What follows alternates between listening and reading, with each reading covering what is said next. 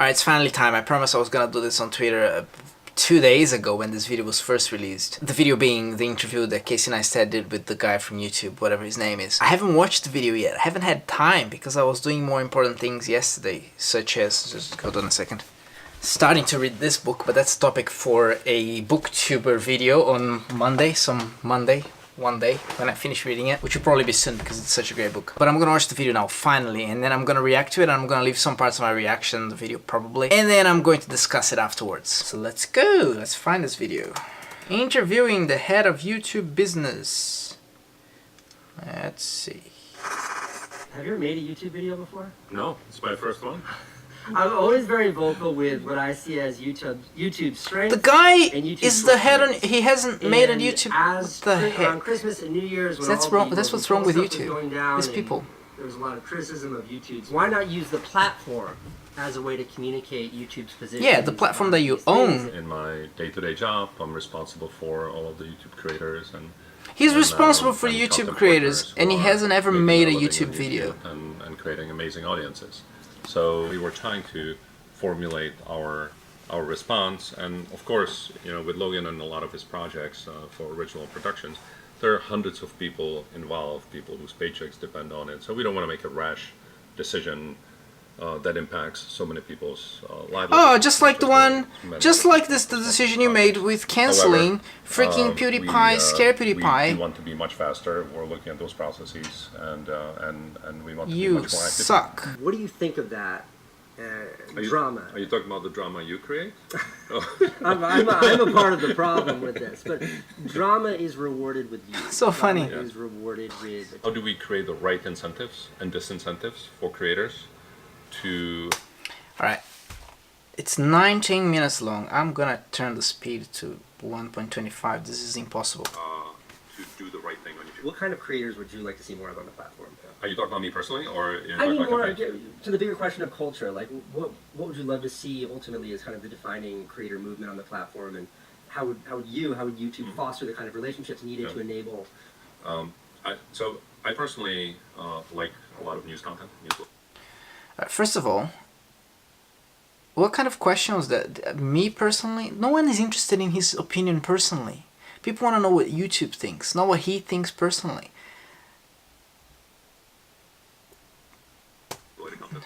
In all my years in television, I never met a TV studio head who wasn't at one time a TV producer. In cinema, I've never met a movie studio head who didn't produce movies. But no one on the YouTube sort of senior executive leadership side has ever made a living as a creator.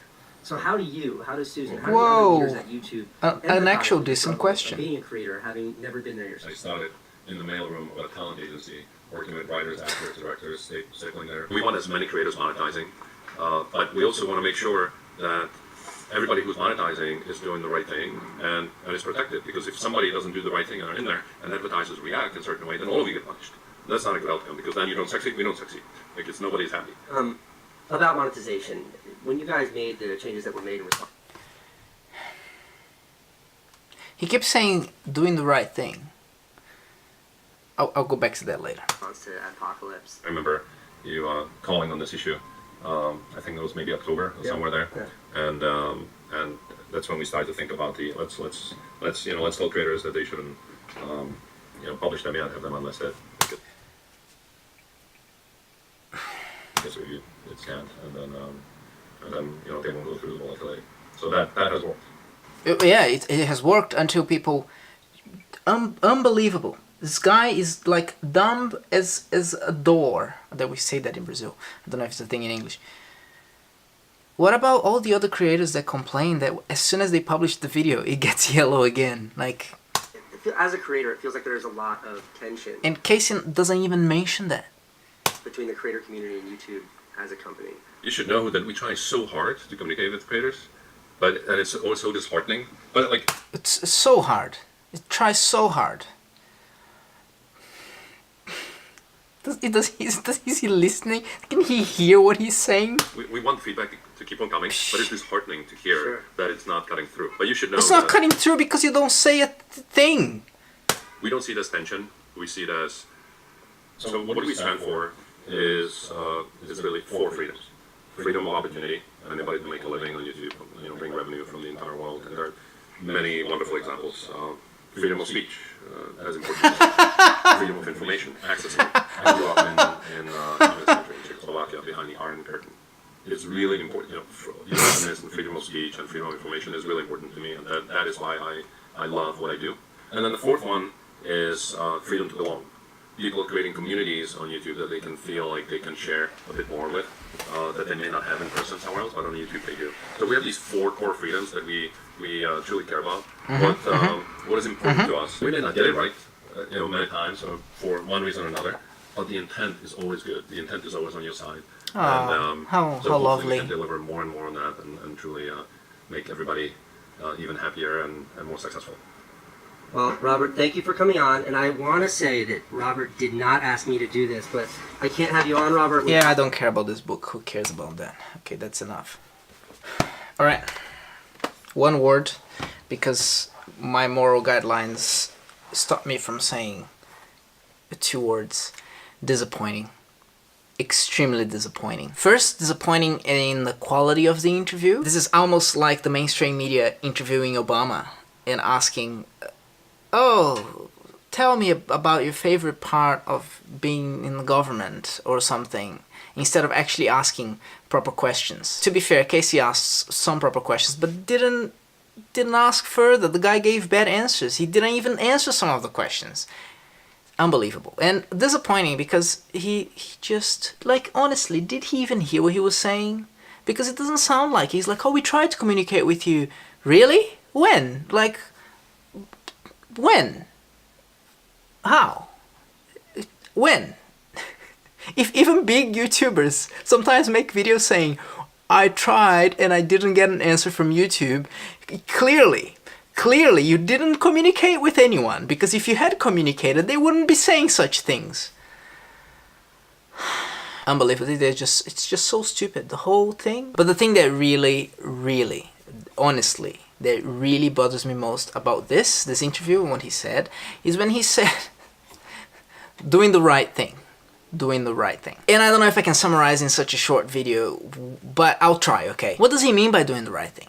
Because if you look around, if you have any intelligence and perception, you see that we live in a moral relativist world where people don't agree on what's the right thing. People think that you have your truth and I have my truth, which is obviously bullcrap, because there's the truth and there's not the truth. There's no such thing as moral relativism. There's no postmodernism is a disaster. Okay, all right, okay, here, go. Listen to this guy, read this book, or, just read the decent things and learn properly, okay, if you disagree with me. Because you're wrong. If there's such thing as being right and being wrong, there's such thing as right and wrong. So, anyway, that's not the point of what I'm saying. When he says, do the right thing, what does that mean? What does that mean? When people have different concepts of right thing and the wrong thing. And the reason why this bothers me is because they are already being limiting some creators because they don't think they're doing the right thing. For example, I don't know if you heard of it, but Prager University, they have a channel on YouTube and they do educational videos, like 5-minute videos. They post every week or something like that. Often with someone who is an expert in a subject and they go and talk for 5 minutes about something. Well, Prager University is suing YouTube because some of their videos are restricted. And you would think, oh my gosh, what are these videos about? But they're just videos explaining a point of view in a very calm, objective manner, okay? But clearly, for YouTube, because they reviewed it, and they still said, no, it needs to be in restricted mode, clearly that was not the right thing. Now, when this guy, this idiot guy, whatever his name is, comes and says, we believe in 4 things. One of them being freedom of speech, another one being freedom of information. What? What? Again, does he even hear what he's saying? Does he know what's happening in his own platform? The one that he claims to be in charge of the creators, in making sure that everyone is succeeding. Does he know what he's saying?